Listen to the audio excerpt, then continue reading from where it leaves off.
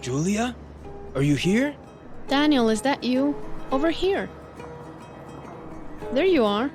I'm glad I found you, Julia. Ever since the hurricane, just getting from one place to another is a challenge. Well, at least the neighbors cleared the sidewalk. What a great neighborhood. True. I have been appointed as a state CDBG-DR coordinator, and I hope we also have a clear path to recovery while we navigate all these federal laws and regulations. I can help with that. I've been through all of this before. You have? Sure. I rebuilt a whole community from the ground up after an earthquake with CDBG-DR funding. We acquired property, rebuilt housing and infrastructure, and relocated people under all those federal rules. I remember the URA and Section 104D well. Trust me, we can do it here too. In fact, I knew you'd need inspiration, so I brought my binder. That binder looks overwhelming. Is there a simpler version? It's not as bad as it looks, Daniel. You don't have to know everything in here. You just need to know what parts apply to your situation and know where to find those parts. Know what I mean? I don't know. Well, okay. Let me back up. First, you need to know about the Uniform Relocation Assistance and Real Property Acquisition Policies Act of 1970, URA for short. The URA is a federal law about treating people fairly and equitably. It creates minimum requirements for federally funded programs and projects that acquire real property, which you know is just a fancy name for land, or displace people from their homes, businesses, or farms as a direct result of acquisition, rehabilitation, or demolition of real property. Okay. Then, there's Section 104D, another federal law that applies to HUD's Community Development Block Grant, or CDBG, and CDBG-Disaster Recovery, or CDBG-DR, programs and projects. Like URA, it provides relocation assistance, but it also has additional rules concerning the replacement of affordable housing that's been demolished or converted. Okay. It may seem complicated, but my friends Bill and Sally made 2 brief videos to introduce those federal laws. I know. Bill and Sally are my heroes. I saw both those videos, and they make it easy to understand those laws. Glad to hear that. Then you'll also like HUD's URA the HUD Way web training. It's free training on real property acquisition, relocation, planning and budgeting, Section 104D, and other things you should know when working with the URA. You can start and finish training modules at your own pace. Considering all the disaster recovery work you have ahead of you, that's important. Great, but I really need to know how all this applies to CDBG-DR. I know the basic CDBG program, but is DR different in a way I should be aware of? Oh yes, there are differences that are meant to make disaster recovery easier, but you do need to know how they work. That's where my magic binder comes in. Magic binder? Yes, see, the president declares a major disaster and then Congress appropriates CDBG-DR funds for long-term recovery, restoration of infrastructure, housing, and economic revitalization. Then, HUD establishes a set of rules, waivers, and alternative requirements for some of the usual federal rules, including the URA and Section 104D for the disaster. Those waivers and alternative requirements create the flexibility we need to rehouse people, rebuild communities, and recover from a disaster. But we have to know which rules apply to the work we want to do and which don't. How do I know?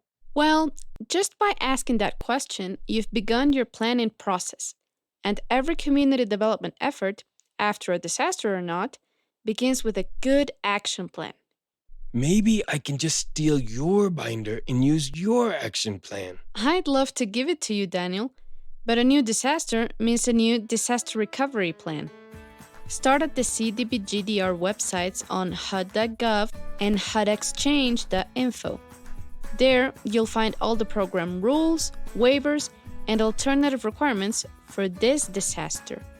That doesn't sound so difficult. Press a few buttons, print a few things, and bingo, there's my binder. I wish. You don't even have your binder tabs yet.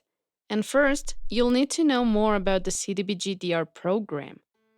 CDBG-DR funding is used for programs and activities that are critical for disaster recovery, such as housing, infrastructure like public facilities and public improvements, and economic revitalization.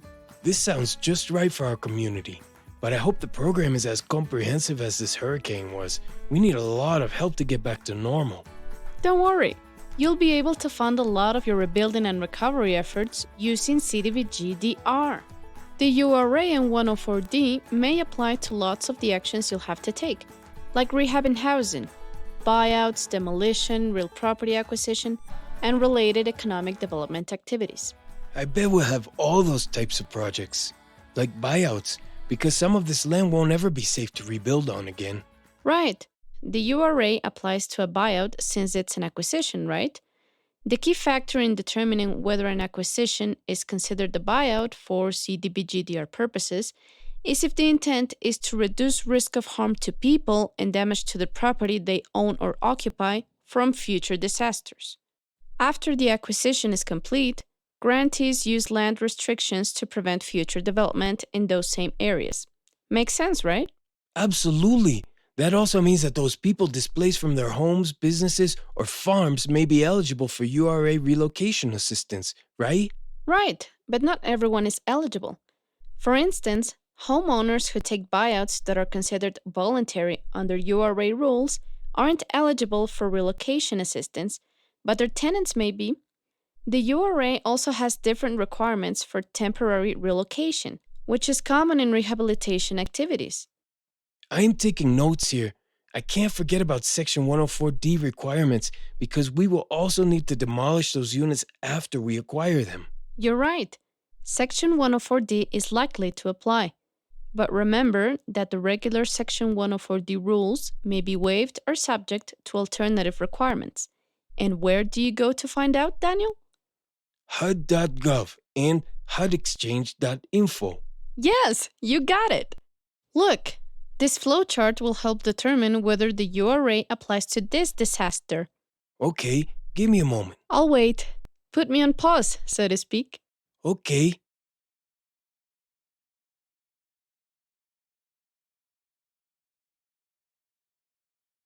Yes, it does. Okay. Now, determine whether Section 104D applies to this disaster. Okay.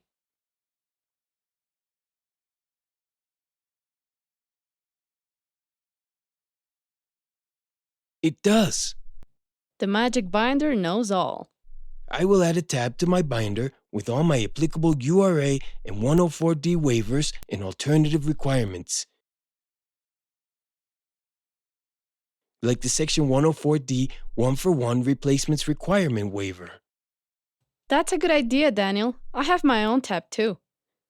The Section 104D 1-for-1 replacement requirements waiver exempts disaster-damaged units that meet the grantee's definition of not suitable for rehabilitation from the 1-for-1 replacement requirements. To be exempt from the 1-for-1 replacement requirements, the units had to be damaged by the disaster, and we had to define not suitable for rehabilitation in our action plan or in our policies and procedures. Units that did not meet this exception had to be replaced according to Section 104D requirements. So, waivers really help. Oh yes, they really do. We had 5 other URA and Section 104D waivers and alternative requirements applicable to the earthquake. Your waivers may be different. Got it. Here's your notes section. Any more advice for me? Sure. Here are 4 key points. Always review the URA, Section 104D, and CDBG regulatory requirements specific to your activity. Review the rules, waivers, and alternative requirements that are applicable. Those can be found in the Federal Register notice. Make sure staff and contractors have experience or training on URA, Section 104D, CDBG, and especially CDBG-DR. You should use the easy and free URA the HUD Way web training. Don't forget about those videos too. Plan ahead and develop policies and procedures for URA and Section 104D compliance across your DR programs. Hey, that looks like demolition. That means the URA and Section 104D apply to this scene, right? And because we are working with the CDBG-DR program, those requirements may be subject to rules, waivers, and alternative requirements to lower barriers and help us recover from the disaster more quickly. I think you've got the picture. Wait, your binder has moving pictures? I told you, it's a magic binder. Maybe I am better off making my own after all. That's a good idea. After you visit the office supply store, make your way to HUD.gov and HUDexchange.info. And don't forget to reach out to your regional relocation specialist at the local HUD office. Before you know it, we'll be clearing all this disaster damage to rebuild our resilient and deserving community. I got a good feeling it's going to be a great place to live. Maybe even better than before. I can't wait to get started. Let's do it!